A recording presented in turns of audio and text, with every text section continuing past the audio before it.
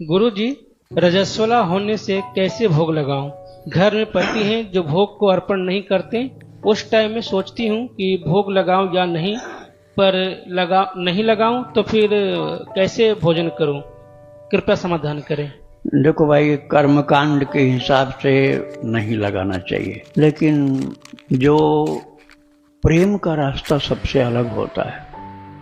प्रेम के रास्ते की बात ऐसी है जहां कोई शास्त्र नहीं रोक पाता। माता जो थी द्रौपदी माता, जिस समय कृष्ण को पुकार लगाई थी और उसके वस्त्र को खींचा जा रहा था, उस समय रजस्वला ही थी वो, और नियम है कि कोई उसको छूना नहीं चाहिए। और कृष्ण छूने के क्या, पूरा शरीर में ही प्रवेश कर गए, उसके वस्त्रों में ही समा गए। खींचते जाओ दुशासन, खींचते खींचते बेहोश होकर गिर गया और वस्त्र नहीं समाप्त हुआ। भगवान को द्रौपदी के छूने में कोई ऐतराज नहीं था। महाराज, एक भक्त माता की कथा है भक्तमाल में, जो वेश्या थी, उसको किसी तरह से संगति मिल गई संतों की, तो ज्ञान हो गया, तो उसने अपना सारा धन बेच करके भगवान के लिए मुकुट बनाया था। वारमुखी उसका नाम था।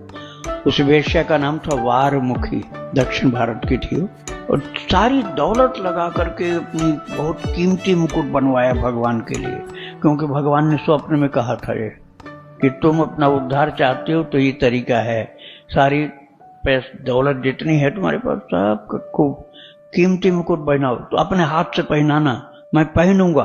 और महाराज नाभादास जी लिखते हैं कि ज्यों ही मंदिर के अंदर एक पैर रखा था, उसी समय उसका वस्त्र जो दूषित हो गया, मासिक धर्म चालू हो गया, और वो रोने लगी।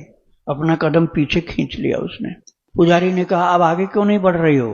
तो और रोने लगी। तो महाराज, अंदर उसको आवाज सुनाई पड़ी कि प्रभु कह रहे हैं इसी अवस्था में आओ, तुम वस्त्र भी नहीं बदलना है और स्नान भी नहीं करना, और इसी अवस्था में तुम आकर मुकुट पहना दो मुझको। अब जब भगवान का आदेश मिला तो कौन रोक सकता था? अब कर्मकांड के हिसाब से तो बहुत गलत था ये, लेकिन प्रेम का रिश्ता जो होता है उसमें कोई नियम नहीं चलता है। तो इसलिए यदि किसी के अंदर वात्सल्य भाव है या प्रिया प्रियतम का भाव है, अब मैं कर्मकांड के बाहर बोल रहा हूं, इसलिए कई लोगों को अटपटा लगेगा, मैं प्रेम के मार्ग की बात कर रहा हूं।